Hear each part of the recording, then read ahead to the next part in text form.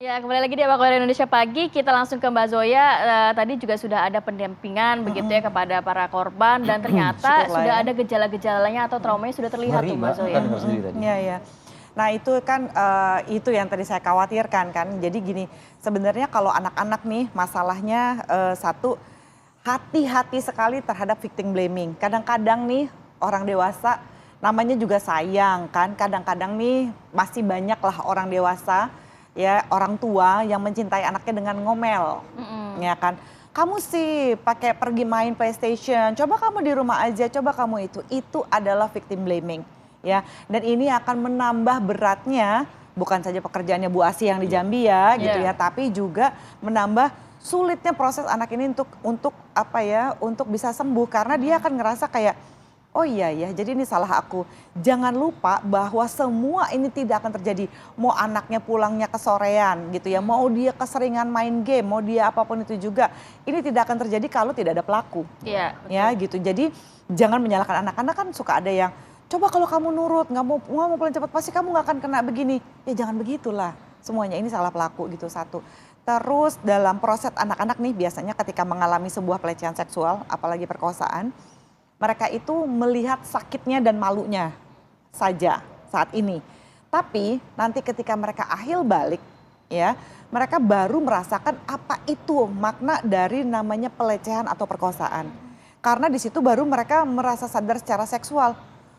Oh ini tuh artinya saya sudah pernah dilecehkan, oh ini tuh artinya saya sudah diperkosa. Jadi dia akan mempertanyakan jati dirinya dia lagi gitu ya pada saat dia nanti akhir balik. Makanya penting sekali pendampingan seperti yang dilakukan oleh Bu Asih di Jambi. berarti ini, sampai gitu besar ya. akan ke-recall ya? Memori yang dia rasakan Jadi, itu. yang namanya trauma itu tidak bisa hilang seperti tangannya Thanos begini kan ya gitu ya.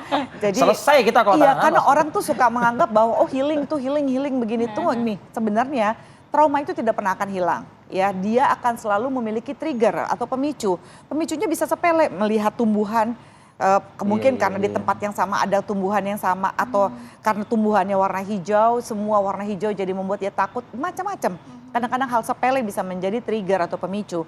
Tapi ya mereka-mereka yang sudah benar-benar sembuh gitu karena sudah berproses, jadi ketika itu ke-trigger, dia tidak akan syoknya separah waktu lagi pertama kali mengalami trigger Sakitnya ini. masih ada. Ada yang trigger sampai tremor, sampai nggak bisa bergerak, ada yang malu, nangis dan sebagainya gitu ya. Tapi lama-kelamaan dia akan, oh iya karena saya pernah mengalami ini gitu ya, saya akan mencoba berproses dengan lebih baik, dengan lebih tenang dan sebagainya. Itu adalah tanda-tanda kesembuhan. Jadi Tapi kalau makanya untuk harus intensif. orang tua yang tadi kan dikatakan memang ada yang ditempatkan di safe house, Tapi ada yang orang tuanya mau ngurus di-handle sama sendiri. orang tuanya. Apakah ini juga akan maksimal nantinya menyembuhkan luka si anak? Nah itu dia. Itu dia cinta yang seperti apa dulu nih akan diberikan. Orang tua jangan lupa juga untuk berproses karena seperti biasa kalau misalnya kita naik pesawat aja kan selalu harus pakai oksigen dulu sendiri baru bisa menyelamatkan si anak. Iya. Orang tua pastikan bahwa ketika anak Anda dilecehkan, Anda juga bisa terkena secondary trauma yang tadi saya katakan.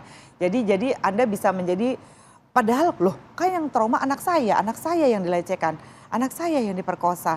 Saya sakit hati, iya, tapi trauma ini bisa terjadi pada Anda juga. Bisa mempengaruhi kehidupan pernikahan Anda juga gitu ya. Jadi jangan lupa untuk Anda juga berproses atau bahkan gak ada salahnya untuk ikutan konseling. Ketika sedang konseling bersama dengan anak, anggap aja itu adalah terapi keluarga juga kan. Itu karena Anda juga mengalami kesedihan yang sama dahsyatnya. Bahkan tidak jarang justru si secondary trauma ini orang tuanya justru mengalami trauma yang lebih dahsyat, depresi yang lebih berat dibandingkan anaknya sendiri. Anaknya masih misalnya resilient lah ya, dia cukup mampu gitu berproses gitu ya. Mungkin karena apapun itu gitu. Mungkin belum terlalu banyak masalah, belum terlalu ini. Tapi orang tua kan bisa kepicu sedikit, apalagi dia sayang sama anaknya, dia peduli terus nggak tahu mesti ngapain. Lebih ringkih mungkin dia ya. bisa lebih ringkih gitu ya. Jadi jangan kaget. Intinya sih pesan saya tuh jangan kaget kalau Anda mengalami hal yang sama. Jadi jangan merasa kayak, kok saya lebay banget sih, kan suka banyak yang menyalahkan diri sendiri. Kok lebay banget saya mengalami hal seperti ini. Buat saya enggak, itu adalah hal yang wajar. Jadi kalau terjadi pelecehan seksual khususnya pada anak, setiap orang yang mencintai dan peduli pada anak ini, itu bisa mengalami secondary trauma. Oke. Mbak Zoya, kita membahas korban tadi kan. Ini sedikit saja sebelum saya ke Provinsi Jambi ya. Untuk pelaku lah, tersangka kan lintas kejiwaan. Perlu juga mendapatkan itu pendampingan psikolog, seksolog gitu juga mungkin. Saya membayangkan kalau misalnya orang dengan seperti ini, kalau seketika langsung ditutup semacam kayak hal-hal yang biasa dia lakukan kepada korban-korban itu, dampaknya apa buat diri dia? Tidak ada kesembuhan juga gitu ya, gitu. maksudnya penyakitnya Iya, nggak kalau dihilangkan. mau komprehensif tentu saja dua-duanya berhaklah mendapatkan rehabilitasi, ya kan. Cuma kan kadang-kadang kita tuh suka gini, kalau Itu misalnya tanpa memikirkan pidananya ya. Ya. Pidana tetap harus berjalan. Pidana harus berjalan gitu. Dan ini sekali lagi ya, ketika saya mengatakan ini bukanlah jalan ninja bahwa dia boleh selamat ya. Ketika dia melakukan penyimpangan perilaku seksual dan sudah ada tindakan kriminal, sudah ada consent gitu ya. Karena gini, penyimpangan itu belum tentu tindakan kriminal loh. Kalau ada konsen, ada persetujuan. Kayak misalnya kasus Gilang Bungkus gitu ya. Yang bikin salah di situ adalah bukan fetishnya. Yang bikin salah adalah dia tidak minta izin. Saya ini terangsang kalau melihat kamu dibungkus. Boleh nggak saya melihat seperti itu? Kalau ada persetujuan kan tidak ada apa-apa. Tapi dia memanipulasi dengan mengatakan penelitian misalnya kayak gitu. Jadi di sini juga, nah masalahnya anak-anak di bawah usia 18 tahun di Indonesia ini tidak bisa memberikan konsen. Jadi kalau bilang iya kan anaknya juga mau, ya nggak bisa, anak di mana-mana nggak bisa memberikan konsen. Kita sebagai orang dewasa we should know better gitu dibandingkan anak-anak. Jadi kalau tadi kalau tidak salah dia sempat mengatakan dia mengaku pernah diperkosa si pelaku.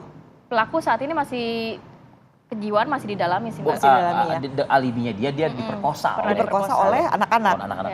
Nah itu dia pertanyaannya, bagaimana caranya nih siapa yang melakukan ini kan. Kalau misalnya dia diperkosa oleh orang dewasa lain, iya itu ada hal lain. Nah kalau saya benar-benar sangat yakin dia ada kecenderungan eksibisionis gitu ya dengan pedofilia. Satu, dia sering memanipulasi suaminya sendiri gitu ya. Misalnya dengan mengancam akan membunuh anaknya. Justru yang juga saya khawatirkan adalah jangan-jangan dia juga bisa melakukan pelecehan seksual pada anaknya sendiri gitu. Jadi kita harus hati-hati gitu ya. Dan kalau bisa mungkin ya jadi nambah PR-nya si Ibu Asih lagi nih jadinya di Jambi ya Bu. Aduh gitu, itu anaknya juga harus dilindungi gitu ya. Karena kita nggak tahu, dan bahkan kalau di trace back gitu ya dari pekerjaan-pekerjaan sebelumnya, rumahnya, tempat tinggalnya, apa segala macam, kita mesti tahu biasanya ada korban-korban yang sedikit-sedikit tuh yang menjatuhkan yang belum sebanyak ini. Silakan Bu Asih. Ya. Halo. Ya, apakah untuk ada potensi atau kemungkinan bertambahnya jumlah anak-anak korban yang saat ini memang sedang ditangani oleh Direskrimum Polda Jambi. Tapi untuk anak dari tersangka sendiri bagaimana? Iya, kalau untuk penambahan sampai hari ini belum ada, karena perkembangannya memang 17 itu dulu yang didapatkan oleh unit PPA Polda Jambi. Kalau kemarin kan kita melihat nih yang 11 ada ancang-ancang untuk ditambah karena memang ada beberapa anak yang belum melapor ataupun belum mengaku. Tapi untuk hari ini sampai hari ini sepertinya 17 yang sudah terlapor dan yang sudah dilakukan pemeriksaan berita acara. Nah untuk anaknya sendiri jauh-jauh hari kami sudah ditanya juga nih Mas, Mbak Rati dan Mbak Zoya, kami ditanya saya panggilannya Bu Iin biasanya. Bu Iin, itu kasus anaknya gimana? Nah, untuk anak, dalam penangkapan di Polda, dia tetap diberi hukuman, namun untuk menyusui kami beri waktu, bahkan unit Polda sendiri, Reknata Polda, dia punya kulkas, punya untuk menempatkan air susu ibunya. Namun, anak itu sendiri, ternyata nyusunya juga nggak maksimal si ibu, cuman sebentar-sebentar aja dan air susunya udah nggak terlalu banyak. Nah, anak diasuh oleh ayahnya hari ini karena memang ketika ibu kita bermasalah, negara kita sudah mengatur bahwa pengasuhannya harus telak di ayahnya, sepenuhnya di ayahnya. Tapi ketika nanti seluruhnya ayahnya nggak mau, neneknya nggak mau, seluruh keluarga nggak mau, maka negara berhak mengambil alih untuk pengasuhan si anak dari tersangka. Begitu, Mas. Ya. Baik, terima kasih banyak Ibu Asih, titip salam untuk Ibu Iin, titip salam untuk anak-anak. Semoga pendampingannya juga maksimal sehingga masa depannya tidak terganggu.